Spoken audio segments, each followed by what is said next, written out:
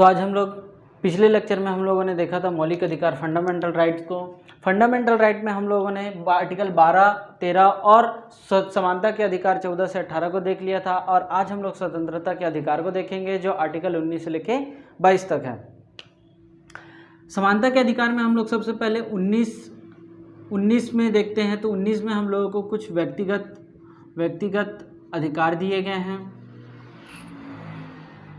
इन व्यक्तिगत अधिकार में हम लोग देखेंगे तो 19A में सबसे पहले अभिव्यक्ति की आज़ादी है। हमारे पास अभिव्यक्ति की आज़ादी है, अभिव्यक्ति अर्थात बोलने की आज़ादी है। 19B में अगर देखेंगे तो हम लोगों को सभा रखने की आज़ादी है। 19C में देखेंगे तो संगठन की आज़ादी है। और 19D में अगर देखेंगे तो हम लोगों के पास भ्रमण करने की आज़ादी है। हम लोग भारत में अबाध रूप से कहीं भी घूम सकते हैं। और 19E में अगर देखेंगे तो निवास करने की आज़ादी है।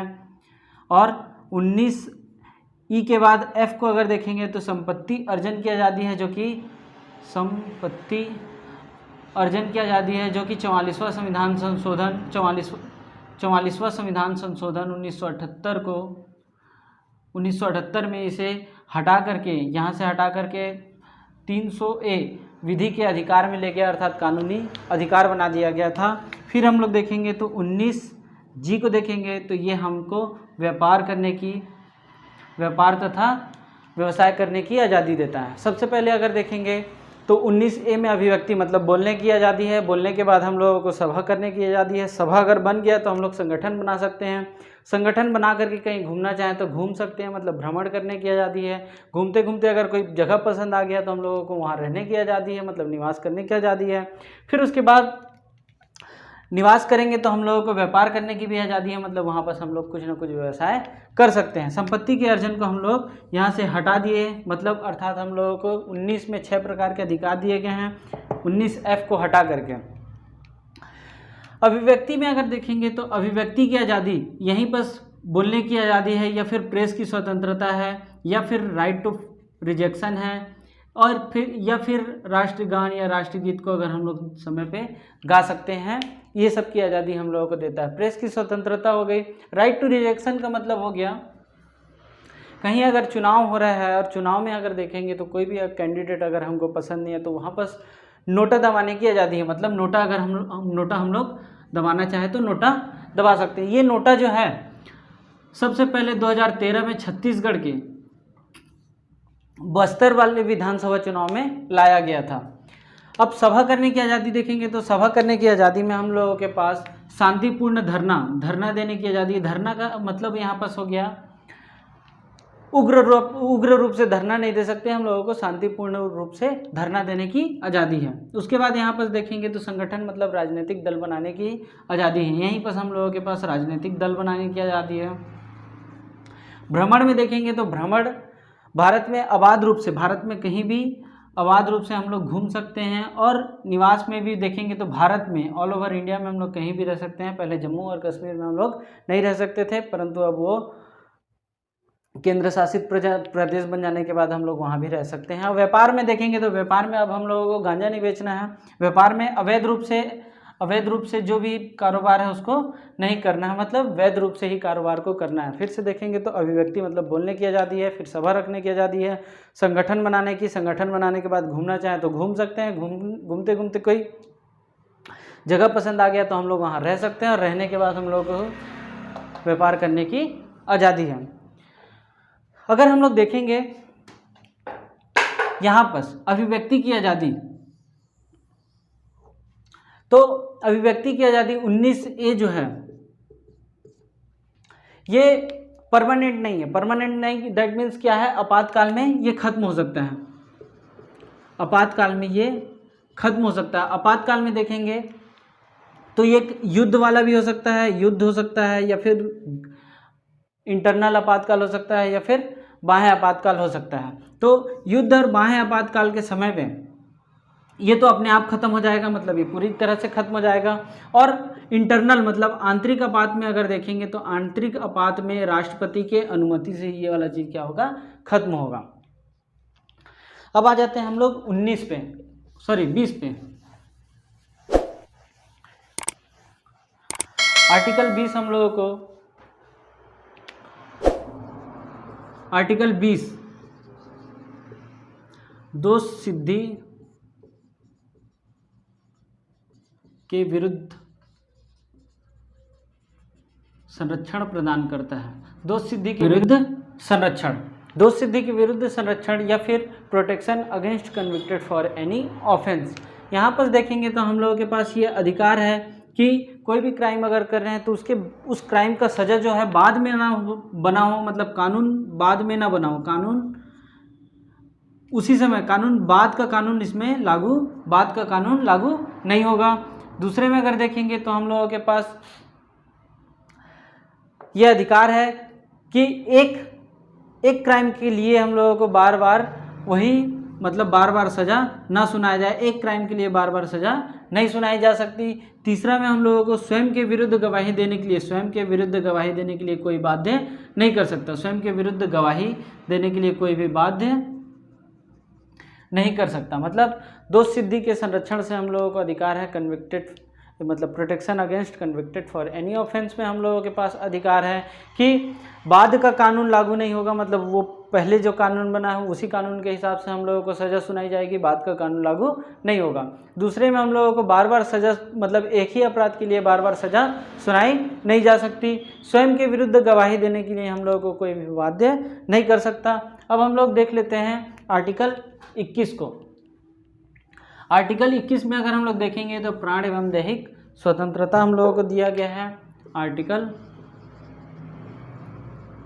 21 प्राण एवं दैहिक स्वतंत्रता। प्राण मतलब जीवन हो गया और दैहिक मतलब शारीरिक रूप से हम लोगों के पास शरीर को अच्छा रखने का हम लोगों के पास अधिकार है, प्राण एवं दैहिक स्वतंत्रता। या फिर right to liberty, right to life and personal liberty, right to life and personal liberty. इसी में हम लोगों के पास अधिकार है कि इच्छा मृत्यु हम लोग मांग सकते हैं, बट यहाँ पर भारत में इच्छा मृत्यु लागू नहीं है। भारत में इच्छा मृत्यु लागू नहीं है। भारत में एक ही केस में इच्छा मृत्यु लागू हो सकती है, जब कोई बहुत बीमार पड़ा हो या फिर बहुत दर्द से पीड़ित हो, तो डॉक्टर की सलाह से हम लोग इच्छा मृत्यु ले सकते हैं। सबसे पहले इच्छा मृत्यु जो है नीदरलैंड ने लाया था, नीदरलैंड ने लाया था, वो भी अप्रैल के महीने में 2002 में। सुप्रीम कोर्ट ने 2018 में कहा था इच्छा मृत्यु दे सकते हैं, बट वो भी कुछ केसेस में बीमारी अगर है तभी हम लोग इच्छा मृत्यु दे सकते हैं। इसी में प्राण एवं दैहिक स्वतंत्रता में ही हमारे पास सुप्रीम कोर्ट ने 1978 में इस आर्टिकल 21 को और डिस्क्राइब करके बताया कि आर्टिकल 21 में हम लोगों के पास गरिमापूर्ण जीवन जीने का अधिकार है। गरिमापूर्ण जीवन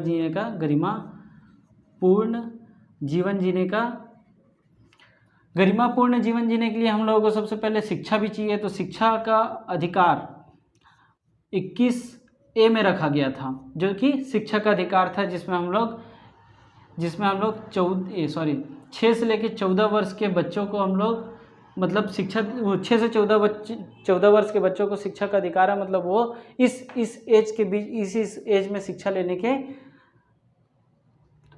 ले सकते हैं। ये शिक्षा का अधिकार जो है हम लोगों ने 86वां संविधान संशोधन 2002 में लाया था। इसी में हम लोग देखेंगे तो पर्यावरण मतलब शुद्ध जीवन, मतलब शुद्ध वायु लेने का भी अधिकार है, वायु लेने का भी अधिकार है। शुद्ध वायु मतलब शुद्ध वायु लेने का या फिर शुद्ध पानी लेने का भी हमारे पास अधिकार है आर्टिकल 21 के तहत। शुद्ध वायु का मतलब पर्यावरण से हो गया, पर्यावरण को स्वच्छ रखने के लिए, बट हमारे जगह में तो हम जहाँ रहते हैं कोरबा डिस्ट्रिक्ट में, तो कोरबा डिस्ट्रिक्ट में इसी का सबसे ज़्यादा अभाव है। ना तो यहाँ पर आर्टिकल 21 के तहत कोई भी आदमी शुद्ध हवा की मांग करता है या फिर पर्यावरण को संरक्षण करने की मांग रखता है, या फिर आर्टिकल 48 का में राज्य का ये दायित्व तो होता है कि पर्यावरण को शुद्ध बनाए रखे, या और 51 का में व्यक्ति को एक कर्तव्य है, ये ड्यूटी है कि पर्यावरण को क्या करे, सुरक्षित रखे। परंतु यहाँ तीनों का हमारे जगह में अभाव है। पानी अगर देखते हैं तो शुद्ध पानी पीने का भी हमारे पास अधिकार है आर्टिकल 21 के तहत।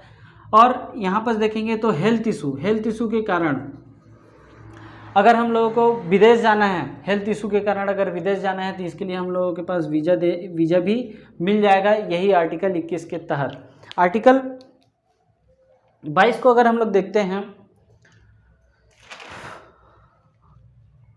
आर्टिकल 22 में अगर देखेंगे तो गिरफ्तारी के विरुद्ध संरक्षण है।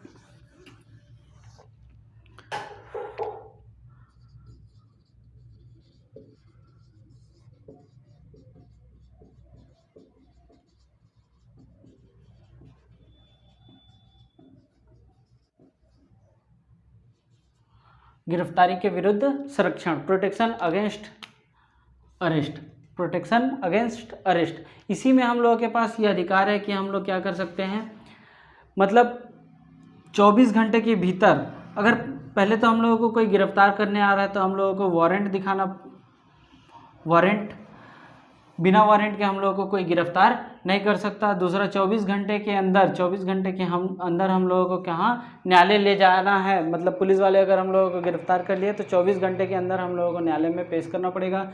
यहाँ पर ट्रैवलिंग टाइम को काउंट नहीं करते, ट्रैवलिंग टाइम को काउंट नहीं करते। तीसरा में अगर हम लोग देखेंगे तो हम लोगों को वकील रखने का अधिकार है, हम लोगों का वकील रखने का अधिकार है आर्टिकल 22 के तहत।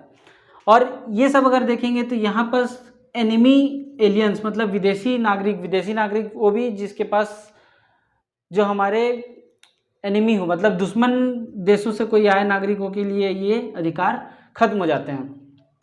एनिमी एलियंस के पास ये अधिकार नहीं होते हैं। और यहाँ पर अगर हम लोग देखेंगे तो आर्टिकल 20 और आर्टिकल 21 को हम लोग कभी भी खत्म नहीं करते, मतलब कोर्ट इसको कभी भी खत्म नहीं कर सकता या फिर सरकार इसको कभी भी खत्म नहीं कर सकती। सरकार इसको कभी भी खत्म नहीं कर सकती, मतलब आर्टिकल 20 और 21 हमेशा बने रहेंगे, चाहे इंडिया का कोई भी सिचुएशन रहे, आपातकाल में भी ये खत्म नहीं होते। बट यहाँ पर देखेंगे तो 1961, 1962, 1971 और 1975 में जब ये आपातकाल लागू थे, मतलब शुरुआत में जब हमारा संविधान बना था तो ये प्रोसेस नहीं था कि आर्टिकल 20 और 21 को खत्म ना करें, मतलब वहाँ पर ख़त्म करने का कोई वो रूल ही नहीं था, मतलब ख़त्म कर भी सकते थे नहीं भी कर सकते थे। तो यहाँ 44वां संविधान संशोधन जब आया था 1978 को, तब इसमें बोल दिया गया था कि आर्टिकल 20 और 21 को किसी भी सिचुएशन में ख़त्म नहीं कर सकती गवर्नमेंट। आर्टिकल मतलब 1962 और 1971 और 1975 में चीन के साथ हम लोगों का युद्ध हुआ था, पाकिस्तान के साथ युद्ध हुआ था, और ये एक आंतरिक अशांति के आधार पर आपातकाल लगाया गया था। तब के सिचुएशन में आर्टिकल 20 और 21 खत्म हो चुके थे, मगर अब आर्टिकल 20 और 21 कभी खत्म नहीं हो सकते। अब हम लोग देख लेते हैं शुरुआत से हम लोगों ने क्या क्या पढ़ा था।